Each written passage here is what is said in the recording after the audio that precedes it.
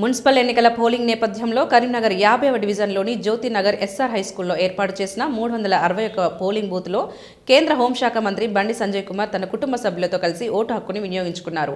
ఈ సందర్భంగా ఆయన మాట్లాడుతూ ప్రజాస్వామ్యంలో ఓటు హక్కు అత్యంత విలువైనదని పేర్కొన్నారు. ప్రజలు అభివృద్ధి, పారదర్శక పరిపాలన కోసం తమ ఓటు ద్వారా సరైన నాయకత్వాన్ని ఎన్నుకోవాలని కోరారు. ప్రతి ఓటు అమూల్యమని, ప్రజలు భారీ సంఖ్యలో పోలింగ్ కేంద్రాలకు తరలివచ్చి తమ ఓటు హక్కును వినియోగించుకోవాలని ఆయన పిలుపునిచ్చారు.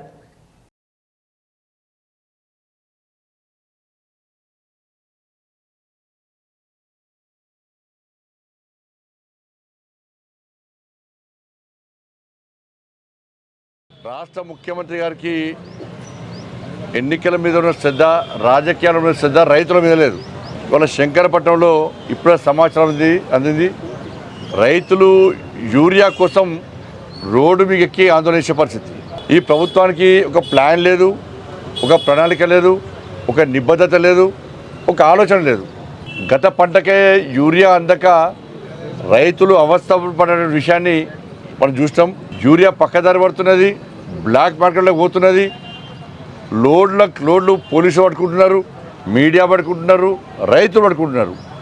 వాటన్నిటికీ వెనకాల కాంగ్రెస్ పార్టీ నాయకులు వస్తూ ఉన్నది.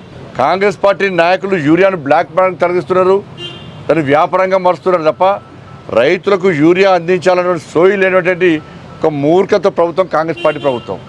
ఇప్పుడు కూడా యూరియా అందక రైతులు ఇబ్బంది పడుతున్నారంటే రాష్ట్ర ముఖ్యమంత్రి గారు సమాధానం చెప్పాలి. వీళ్ళు గత ప్రభుత్వం లెక్కనే ప్రతిసారి కేంద్ర ప్రభుత్వాన్ని ఆడిపోసుకుని తప్ప, కేంద్ర ప్రభుత్వం విమర్శించుడు తప్ప వీళ్ళు ఏం చేస్తున్నారు, ఏం చర్యలు తీసుకున్నారు, వీళ్ళ ప్రణాళిక ఏంది, రైతులను ఆదుకోవడానికి ఏ విధంగా చర్యలు తీసుకున్నారని చెప్పి కనీసం పట్టించుకున్న పాపాన పోని రైతు ద్రోహి ఈ కాంగ్రెస్ పార్టీ ప్రభుత్వం. రాష్ట్ర ప్రభుత్వం డిమాండ్ చేస్తున్నా యూరియా విషయంలో జాగ్రత్త తీసుకోండి, కేంద్రాన్ని తిట్టుడు బంద్ చేయండి. దానివల్ల రైతులు నష్టపోతున్నారు, తెలంగాణ రాష్ట్రం నష్టపోతున్నది. యూరియా అందించాల్సిందిగా నేను అప్పీల్ చేస్తాను.